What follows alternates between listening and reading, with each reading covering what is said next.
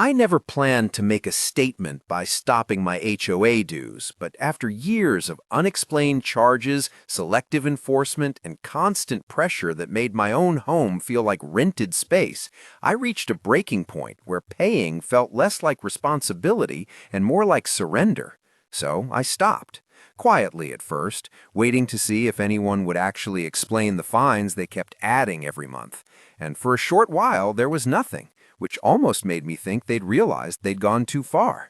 But then the first letter arrived, polite on the surface, yet heavy with implication, reminding me of my obligation, followed quickly by another and another, each one harsher than the last, stacking late fees on top of dues without citing any rule that allowed them.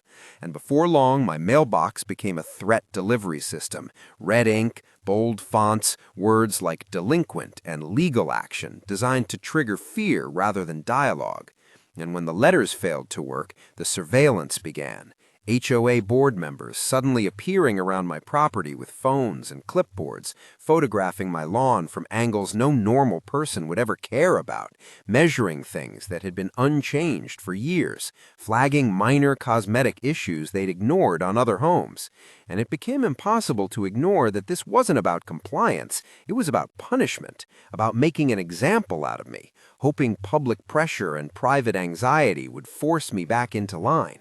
And when that still didn't work, they escalated again, this time with a certified letter from an attorney, listing liens, foreclosure, and loss of property as potential outcomes, all over an amount that kept mysteriously increasing without explanation.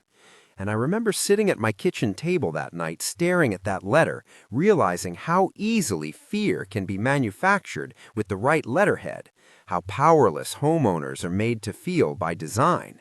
But instead of giving in, something shifted, and I decided that if they were going to threaten me with rules, I was finally going to read them. Every page of the HOA bylaws most people never open, every section outlining notices, timelines, voting requirements, and enforcement limits. And slowly the illusion of authority began to crack, because what I found was that they hadn't followed their own procedures, hadn't issued proper warnings, hadn't voted on certain penalties, and weren't even authorized to charge some of the fees they demanded. And the more evidence I gathered, the calmer I became, because intimidation only works when you don't understand it. So when the next letter arrived, instead of panic, I responded with clarity, citing exact bylaw sections, attaching dates, screenshots, and documentation, asking simple questions they didn't want to answer. And almost immediately the tone changed. Inspections stopped, letters slowed, emails became vague, delayed, non-committal, and eventually everything went quiet. No foreclosure filing, no lawsuit, no follow-up threats, just silence where aggression used to be. And that silence said more than any letter ever could, because it proved that the power of the HOA had never been absolute. It had just depended on homeowners being afraid, uninformed, and isolated.